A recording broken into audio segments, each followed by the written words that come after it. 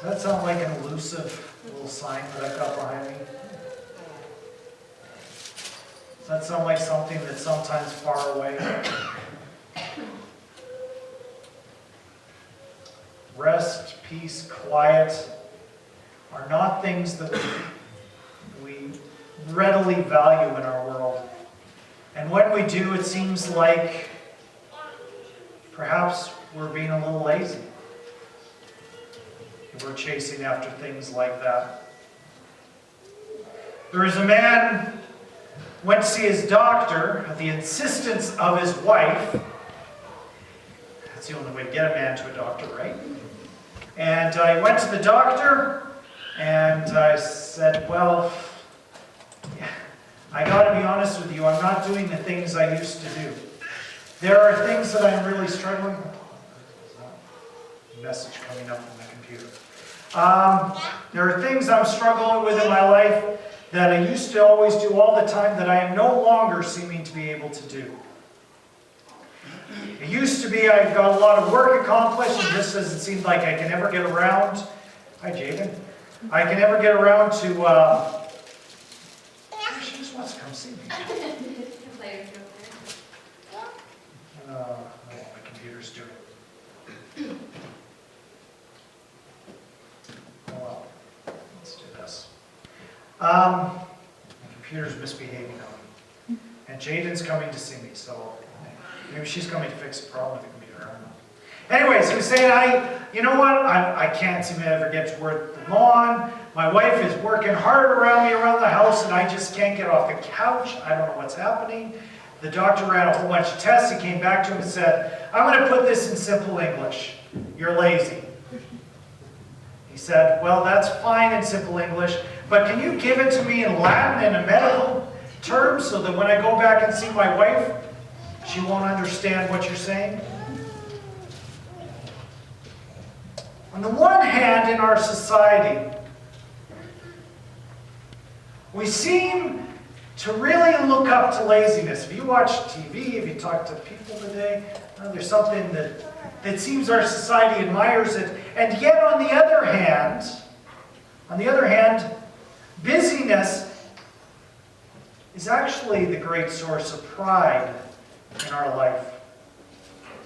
There are so many things that distract us from being able to set aside the work and busyness of our life to really be able to slow down enough to take time to listen to God. A number of years ago, I was at a pastor's conference down in Calgary. We were at the convention center down there, and it was brand spanking new. I think we were the second group to be able to use the particular room where we were worshiping. And we had this worship team playing, and we had all the pastors from our area together, and we were all singing praises of God, when all of a sudden the fire alarm went off. I'm going to tell you, we tried to keep, you know how it is when a fire alarm goes off, and nobody moved, of course. We didn't leave, we didn't evacuate, but we did stay, and we tried to fight through it, and we tried to continue singing, but I'll tell you, even though we continued to sing, the worship had ended. Because worship is not just singing, is it? The worship had ended because the distractions had caught up with us, the distractions of life were there, and we couldn't stop and listen to the things of God. Now the bad news is Jesus is going to call his disciples forth. They're going to go and try to go to a quiet spot, and we're going to discover next week that they get reality dumped upon them. They aren't able to actually enjoy their solitude in any way. A huge crowd catches up with them. But we are called to rest. And I'm just going to leave what I read earlier. This isn't exactly the same version, slightly different versions, the English Standard Version on the screen. But I'm going to leave it up there so we can kind of follow along as we go. But we are called to be people who occasionally come to rest. You go back to the Old Testament, there is a lot written about the idea of the Sabbath. The Sabbath comes from the Hebrew word for stop. Stop. Ezekiel chapter 20 says, I gave them my Sabbaths as a sign between me and them, that they might know that I am the Lord who sanctifies them. God gave His people a gift, a time to just stop. Why? So they can lie around, have a vacation. So that they might know God. They might know the Lord, it says. And not just God in general, but God who is at work in their life. God who is sanctifying them. It was a gift, this Sabbath, that comes right from Genesis 1, that was built into the very rhythm of how God created life. A couple of chapters later, sin enters the world. And what happens when sin enters the world? The curse is given. God explains them. Here's the curse that comes with sin. And what is it? It is toil. It is work. It is labor that feels and is sometimes meaningless. Since work and stress and busyness are part of the curse of sin, we need to occasionally get away from it. We need to occasionally step away from busyness. It happened frequently in the Old Testament. The rest was commanded. There was commands for the rest, for the land to occasionally leave it fallow. There was commands to have feasts and festivals at certain moments of the year where you stepped away from what you were regularly doing and spent concentrated time in worship and in prayer. There were entire years of Jubilee set apart in the Old Testament law. And Jesus comes along and He turns all that they were doing upside down, because they had actually turned the Sabbath into something stressful. They had all these rules and regulations, and the religious leaders had made the Sabbath actually not a time of stopping, but a time, you better get ready the night before, and you have to do this and this and this, and then you have to follow this rule and that rule and measure yourself, and it became stressful. And Jesus starts breaking some of their laws even, because He's not doing away with the idea, though. He comes along and says, you're missing the point. I want you to occasionally pause and bask in the glow of God. You know the story in the Gospel of Luke of Mary and Martha, these two sisters. And Jesus goes to them, and one spends her entire time working, and the other, Mary, spends her time sitting at the seat of Jesus, sitting at the feet of Jesus, And Jesus praises the one who's not off preparing the meal, the one who's just sitting and listening and being in the presence of Jesus. And here in our passage in Mark that's on the screen behind me, is one of many times in which Jesus either steps aside Himself or takes His disciples and pulls them aside, and they try to get away from the busyness and the clamor and the noise, to stop, to pray and reconnect, a time to get perspective, a time to spend with their God. It became all important to Jesus to spend time with His Father. And it's an example for each one of us.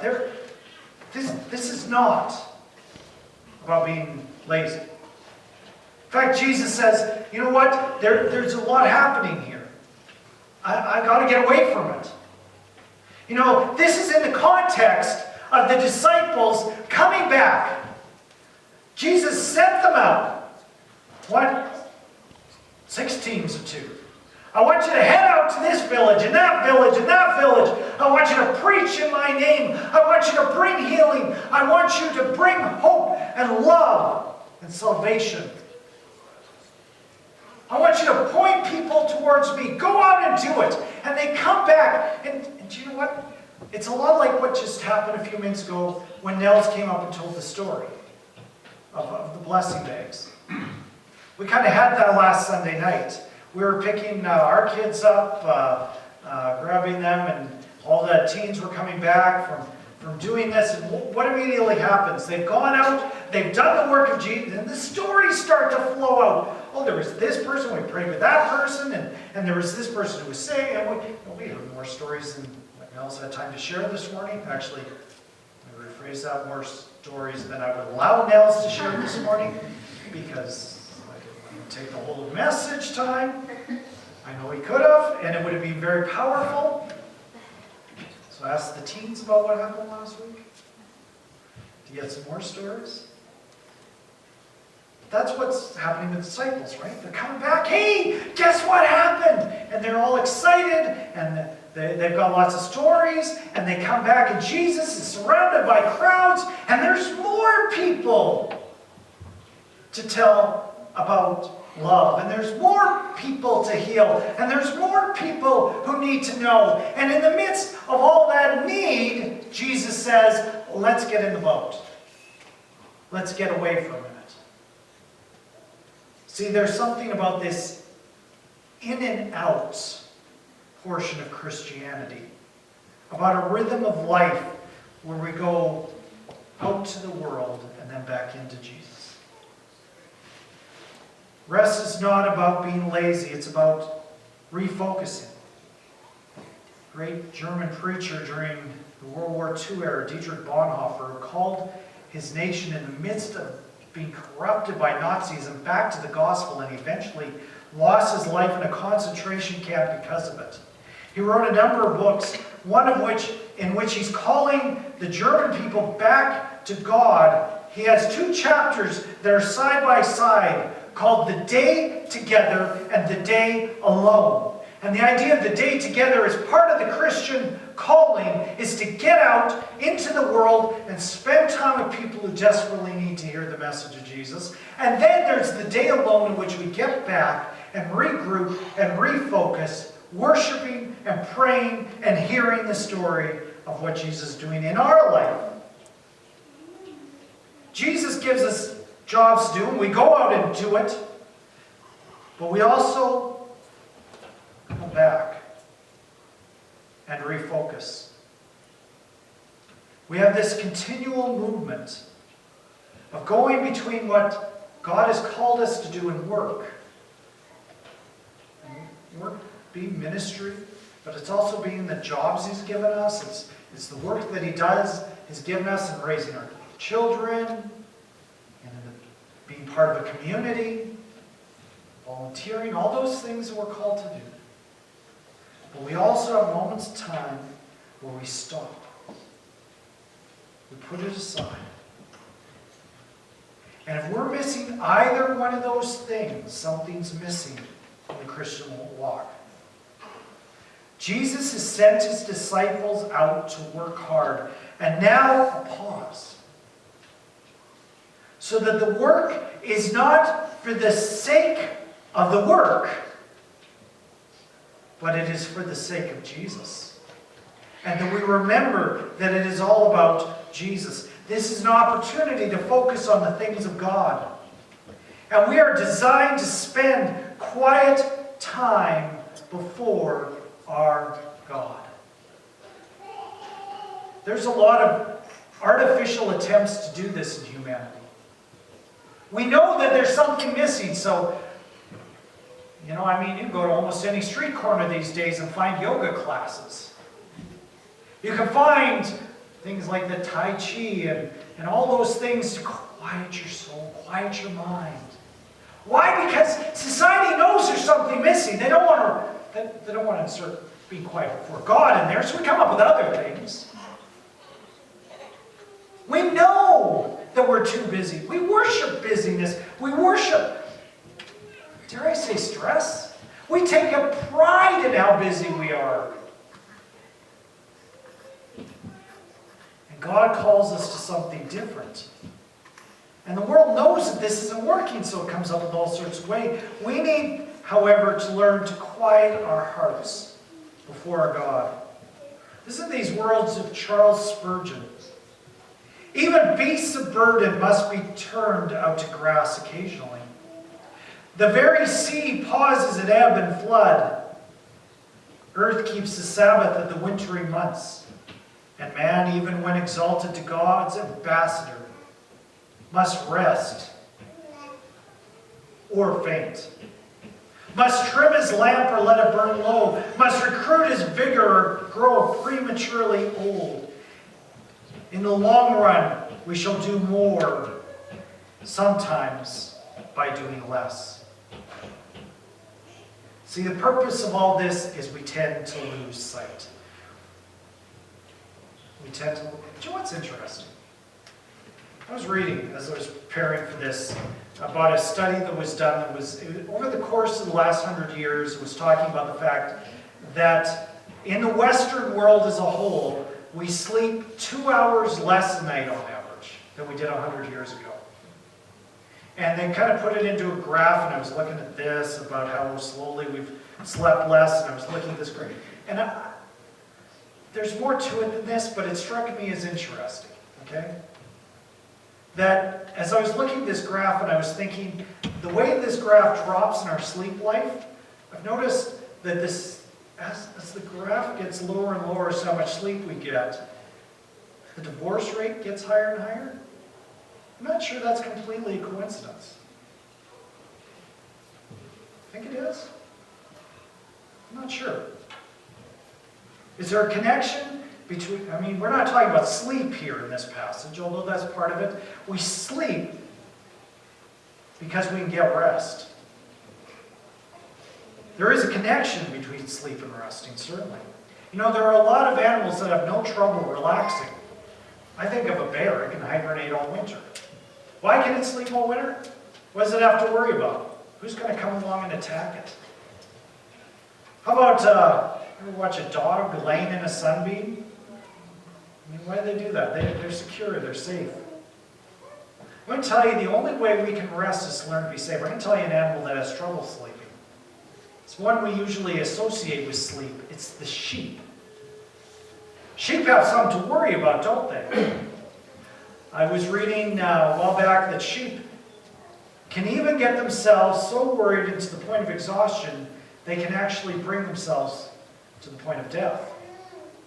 But when they feel secure and safe, in such a place that they can see the shepherd, they can rest okay. Now, there was once a shepherd boy by the name of David who wrote, "The Lord is my shepherd, I shall not want. He makes me lie down in green pastures. He leads me beside still waters. He restores my soul." Do you think this shepherd kind of understood that? That sheep can get stressed out at times, but when they see the shepherd, they can rest. I'm going to tell you, there's this circle. If we learn to rest, we can see the shepherd. And the more we see the shepherd, the more we can rest. The more we can rest, the more we can see the shepherd. We may have a desire to be busy, but perhaps that's rooted in our insecurities as people. Sheep succeed only when they can see the shepherd. That is true of our lives. Rest to the body because we have rest to the soul. It is a hard thing to do. It's a hard lesson for churches. I mean, we keep continually busy. All of us have, concern. I mean, we've got to make money, we've got to look after our family, there are all these concerns of life. They keep us going. You might say, hey, I can't really slow down. I've got a work schedule, I got busy kids, I volunteer in all sorts of places, including at the church. A pastor, you're up here saying, you need to be quiet. I volunteer lots at the church. That keeps me busy. There are points of time where being busy is fine, as long as we can take time to quiet And I got to be honest with you, I am not the best at this. Do you know what? If I'm at church here praying, and the phone rings, I either need to answer it, or I feel so guilty that I didn't answer it that I might as well quit praying. It's hard. It's hard. If somebody's got some need and they phone me up, I can't just say no. I'm not good at it. But we need to find ways to quiet our souls. Maybe it's by going for a walk and praying, or finding and searching for ways that nourish our soul, looking at nature, or listening to music, to making sure that we take the time to study Scripture and pray. There used to be something in the church called the daily office, which was an idea was you, at some point during the day, or a couple times during the day, all of a sudden you take a 5-minute break to read and to pray, to read a couple of verses of Scripture and pray. That's a great idea, but for most people that doesn't work so well. I'm going to show you an amazing thing. Well, an iPhone, you may have heard of it. Some of you probably even have one, or something similar. Do you know what I can do on this thing? It's quite incredible. I can set an alarm on this thing to silently vibrate in my pocket a couple times a day. And I may not be able to stop everything, but maybe I can take even just a couple seconds. If this thing vibrates and it reminds me, maybe I just need to take 2 seconds and quietly say, God, keep me focused and fill me with your Spirit today. That doesn't sound so hard, does it? We could use technology for some good. Because we tend to focus more on distractions that come up. It's hard to learn to worship. It's hard to learn to listen. It takes work. What do you see on the screen behind me? What's there? I heard it. Matthew got it. Dot. Anybody else? Anybody see a dot? Do you know what's interesting? 98% of that screen is white. What do we notice? The dot. The 2% there. We notice that too. Do you know what? That's how it is in life. That dot is a distraction on the white screen. We get distracted by busyness and by the world and by all the things that happen around us so easily. That's human nature. But that's not an excuse for not taking time in our day and our week to pause and to worship, and to praise, and to hear, and to learn, and to sit at the feet of Jesus. The pause in our life, this stop, is to remind us that life is about Jesus. The life is about, Jesus says, I've quoted this verse many times from the Gospel of John. Now this is eternal life, that they might know you and Jesus Christ whom you have sent. Knowing God, knowing Jesus is what life is all about. And the pause in our life is to remind us of that. I am not called in my life to preach. You are not called in your life to be a Sunday school teacher. You're not called in your life to pray. You're not called in your life to work.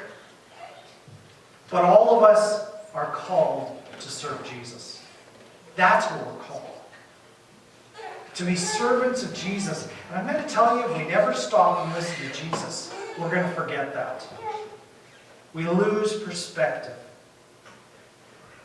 This is about battles, this part of Mark. And we don't think of being quiet and resting as a battle, but really it is the battle. It is the battle against losing perspective.